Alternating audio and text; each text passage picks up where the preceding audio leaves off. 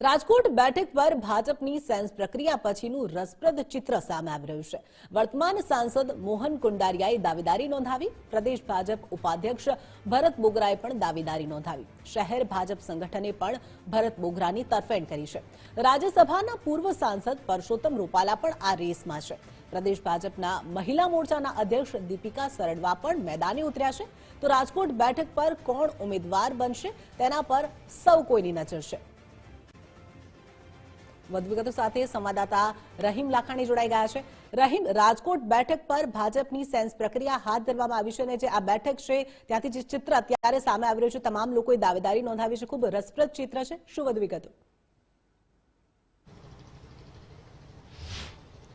જિંકલ, ચોક્કસપણે જે રીતના ગત રોજ સેન્સ પ્રક્રિયા જે હાથ ધરવામાં આવી હતી તેમાં ન માત્ર રાજકોટ પરંતુ જે રાજકોટ લોકસભા સીટની જો વાત કરીએ તો રાજકોટ જિલ્લા ઉપરાંત જે મોરબી જિલ્લો છે તે પણ અડધો અહીં સમાવેશ થાય છે। સાથે જ જસદણ પંથક છે, વાંકાનેર તાલુકો છે, આ તમામ વિસ્તારો છે તે રાજકોટ લોકસભાની સીટમાં આખો વિસ્તારનો સમાવેશ થાય છે।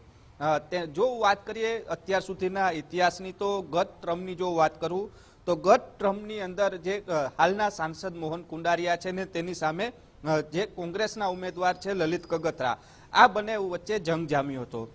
આંકડાકીય માહિતી મતદાનની જો વાત કરીએ તો 7,58,645 છે તે મોહન કુંડારિયાને મળ્યા હતા। તો કોંગ્રેસના જે આગેવાન હતા ઉમેદવાર લલિત કગથરા તેને 3,90,238 મતો મળ્યા હતા। એટલે લીડની જો વાત કરું તો રાજકોટની જે લીડની છે 3,68,407 જેટલી ભાજપને લીડ મળી હતી।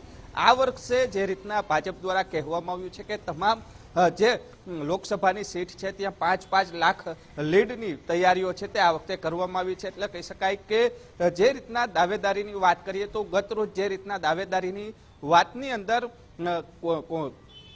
કોર્પોરેશનના કોર્પોરેટરો છે, નગરપાલિકાના સભ્યો છે, તે મળીને કુલ 120 જેટલા લોકોએ સંભવિત દાવેદારી છે તે નોંધાવી હતી।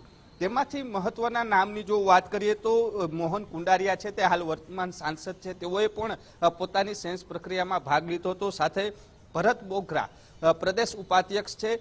રાજકોટ સીટની જો વાત કરું જિંકલ તો રાજકોટ અને ગોંડલ લેવા કડવા આખું આ કોમ્બિનેશન છે તે ભાજપ દ્વારા દર વર્ષે કરતા હોય છે। જો અહીં લેવા પટેલને આપે છે તો ગોંડલમાં કડવા પટેલને આપવી પડશે। જો ગોંડલમાં કડવા પટેલને આપે છે તો રાજકોટ લોકસભા સીટ છે તે લેવા પટેલને આપવાની હોય છે। આ વખતે આ પ્રકારનું દર વખતે આયોજન થતું હોય છે। પરંતુ જે રીતના વાત કરવામાં આવે તો દીપિકા સરવડા છે, મહિલા મોરચાના પ્રમુખ, પોતે તેમને પણ દાવેદારી નોંધાવી છે। અને તેની વચ્ચે એક એવી પણ વાત આવે છે કે હાલના મંત્રી, કેન્દ્રીય મંત્રી છે પરસોત્તમ રૂપાલા, તેઓને પણ ક્યાંક ને ક્યાંક રાજકોટથી લડાવવાની તૈયારીઓ ભાજપ દ્વારા કરવામાં આવી છે। જો પરસોત્તમ રૂપાલાને આપવામાં આવે છે કારણ કે રાજકોટ બેઠકની જો વાત કરીએ તો રાજકોટ બેઠક એવી છે જિંકલ કે નિશ્ચિત જે જીત છે તે ભાજપની થતી હોય છે ને ભાજપનો ગઢ છે તે રાજકોટ માનવામાં આવે છે। એટલે કહી શકાય કે જે રીતના દાવેદારી નોંધાવવામાં આવી છે ભરત બોગરાએ ન માત્ર રાજકોટ પરંતુ પોરબંદરની જે સીટ છે ત્યાં પણ પોતે દાવેદારી નોંધાવી છે। એટલે કે બંને તરફ તેઓએ દાવેદારી નોંધાવી છે। એટલે કઈ રીતના લેવા કરવાનું કોમ્બિનેશન છે તે ભાજપ કરે છે તેના ઉપર સૌ કોઈની મીટ મંડાળી છે કે પછી આ નામ ઉપરથી કઈ નવો જ ચહેરો આવે છે તે, કારણ કે અત્યાર સુધીનો ભાજપનો ઇતિહાસ છે રાજકોટ માટે જે રીતના સેન્સ પ્રક્રિયા હાથ ધરવામાં આવતી હોય છે અને પાછળથી એક નવું જ નામ છે તે રાજકોટમાં આવતું હોય છે।